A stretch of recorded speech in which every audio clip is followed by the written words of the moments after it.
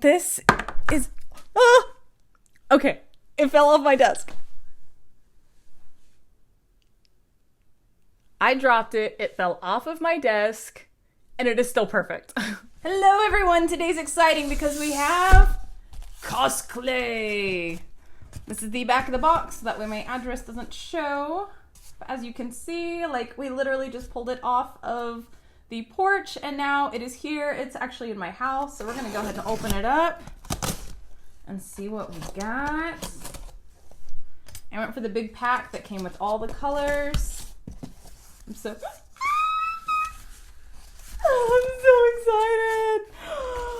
Oh my goodness. Okay, so we have brown. Is this the beige? One of the beiges? Or are these the skin tones? Where's the colors on it? Ah, okay. So yeah.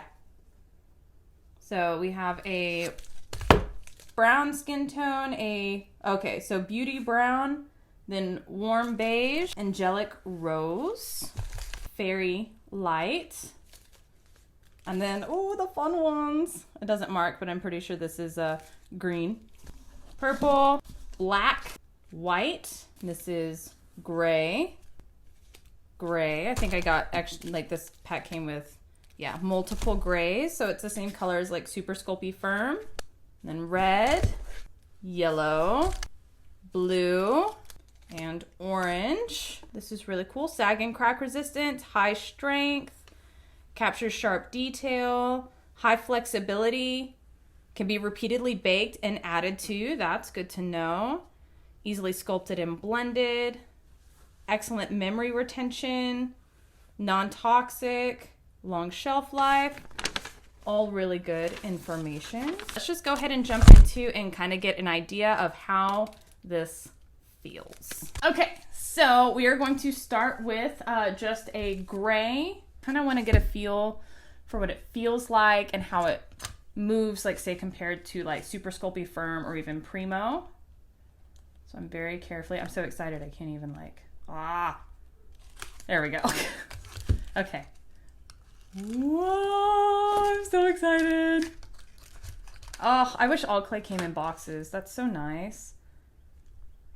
Oh, okay, so immediately I can say it does feel firm. It does have, what would be the right way to say it? It has like kind of a bounce to it that is different from, say, like Super Sculpey Firm or Primo or any other clay that I've worked with. It's hard to explain, but it feels like it has a bounce. It feels rubbery, but not like in a bad way. So I'm just gonna cut off a little bit just to get a first impression of how like molding it feels. Okay.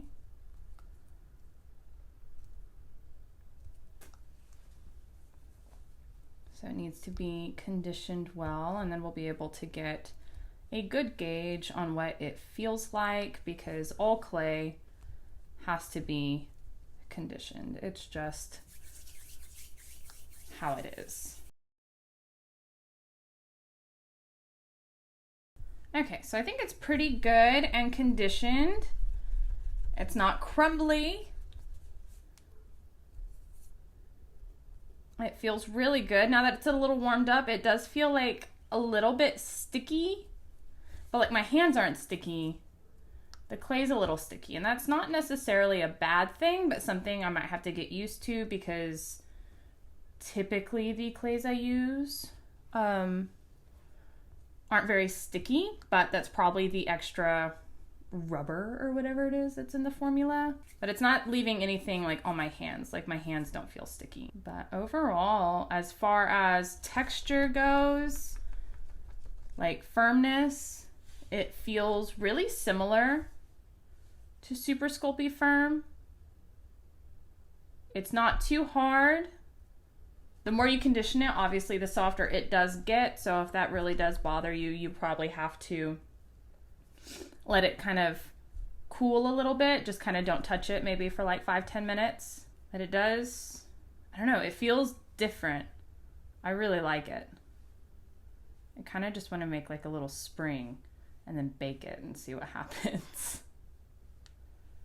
Because let's face it, the most exciting thing about this clay is the fact that it's movable.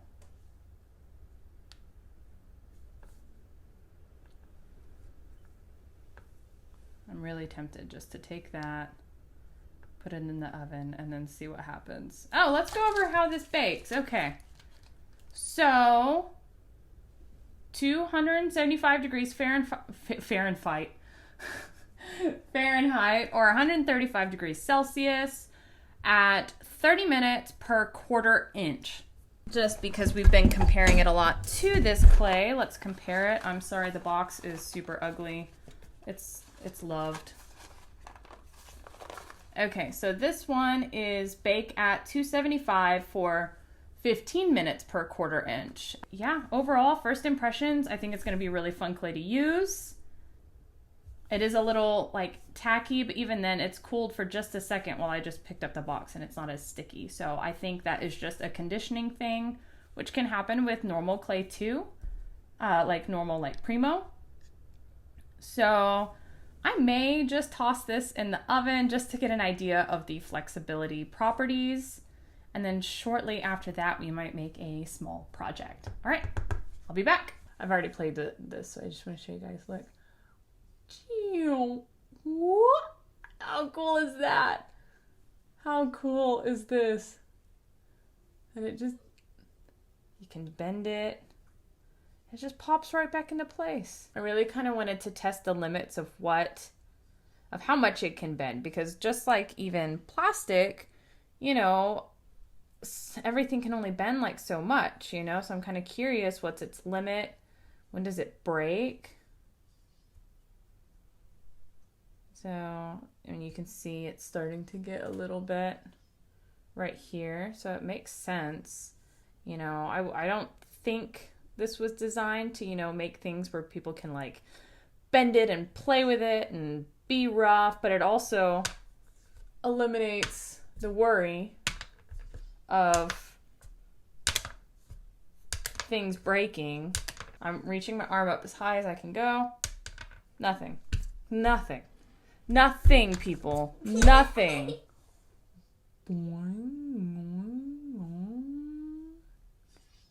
I mean, I'm pulling it pretty hard, guys. It just pops right into it. Oh, man, this is so cool. Okay, I kind of want to... I'm going to pull it until it breaks, because I'm just kind of curious to know. So I got both ends. Yeah, I knew this side was going to break. But still. I bet if a flatter piece would last even longer, ones that's not... I mean, that takes a lot of force to break. This stuff is just incredible. Okay, so one thing that I thought of whenever Cosclay was announced is I was wondering how it would mix with, say, my normal polymer clay, so with Primo. So I did a baking comparison of Primo clay with Cosclay clay, and then I did a 50-50 mix of the three. Here's my little sheet so I know which one's which. So we'll start with the Cosclay to check like its bendability. So, okay, so here's the Cosclay. Has some good bend to it. It's flexible. Nice. Okay. So yeah, it does what it's supposed to do. The Primo, which is one of the more durable of, you know, the traditional polymer clays, it does have some flexibility to it when it's pretty thin. So we can see what this is like. This is like fairly thick. Well, okay. Yeah, so that broke. I wasn't bending it anymore when I was bending this one. So yeah, this snapped. I have had good luck with Primo when it's rolled really, really thin to not break. This, this was not good. But, you know, it'll be a good test to see how this works. And so, just put that there.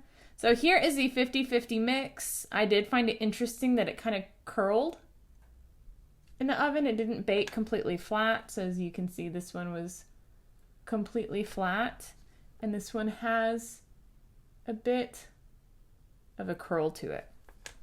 And they were baked flat. So I'm not sure how that happened. But let's do a little bendability test. It does seem to have some more flexibility, obviously, than the Primo had by itself, because at this point it just already snapped. I'm giving it some, you know, pretty decent force. This is no way that you would actually treat any art piece, jewelry, or whatever that you have at home. So, I mean, no one just sits there and like, I'm gonna squish my jewelry. Because you just don't do that. It is cracking. But as a whole, it is a lot more durable, clearly, than the Primo on its own.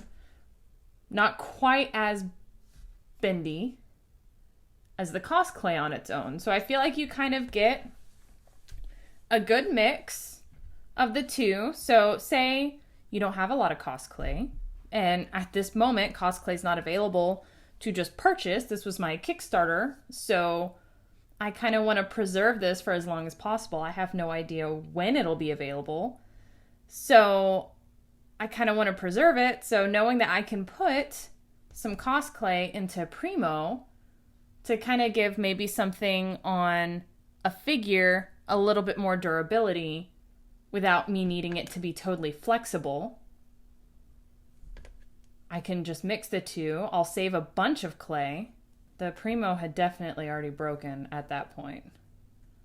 See, it just snaps.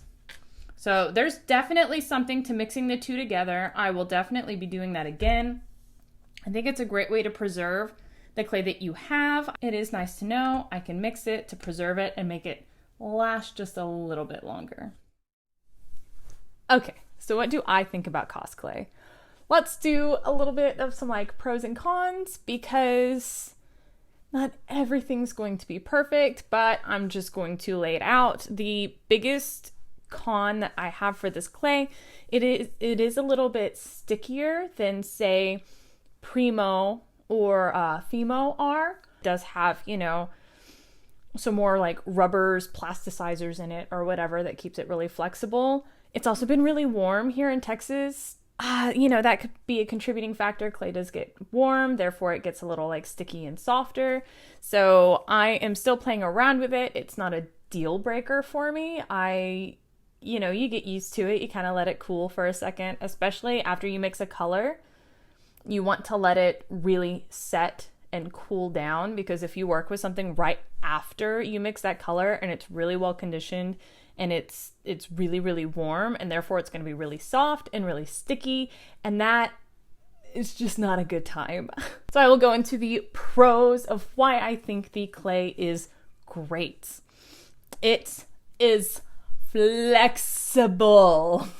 You can move it, you can bend it. It is so durable. I have been taking the little sculpts that I've done, like a little octopus and my little kraken guy, and I've just been dropping it and nothing happens. Nothing. I wouldn't dream about dropping any of my other sculptures, because I feel like if I look at them wrong, sometimes they'll break. That's pretty much happened. But like, this is, okay, it fell off my desk. I dropped it, it fell off of my desk, and it is still perfect. Okay? I'm blown away by how flexible and durable it is. It's incredible. Also, another big pro that I have is it bakes at the same temperature as Primo. So you can do sculpts like I did with this little octopus. The body was made out of Super Sculpey Firm, but the tentacles were made out of the Cosclay. So I like that they bake at the same temperature. I don't have to worry about, you know, something not baking enough or not baking at the right temperature. I can just bake it all at once and it comes out.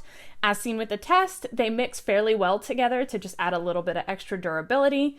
You don't have to do that, but I see myself doing things like that for, like, say, hair pieces or something in the future, where I might not be able to get the exact color shade that I need with what I have in the Cosclay color range, because right now it is limited because it's their first run. So, I mean, it makes sense. At the end of the day, is it a cost yay or a cost nay? I am saying that Cosclay is a big, huge cost yay, because Cosclay is innovative and revolutionary in a world where, in a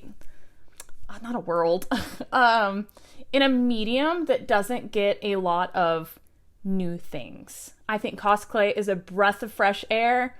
I think it is really fun. It's really exciting. I hope to see other clay companies, like some of these really big name ones, like Sculpey and Fimo. I really want to see them really step up their game and kind of have their own answer back. I've tried the Sculpey Bacon Bend and I really didn't like it. It broke on me. Maybe I just didn't use it right. Maybe I need to try it again. Maybe I'll do a video on it. I don't know. Let me know if you're interested in that. So as a whole, I think it's awesome. I will be continuing to use it. I will have more videos of me using it in the future. And for now, I'm going to go ahead and stop rambling and I will see y'all in the next one. Bye.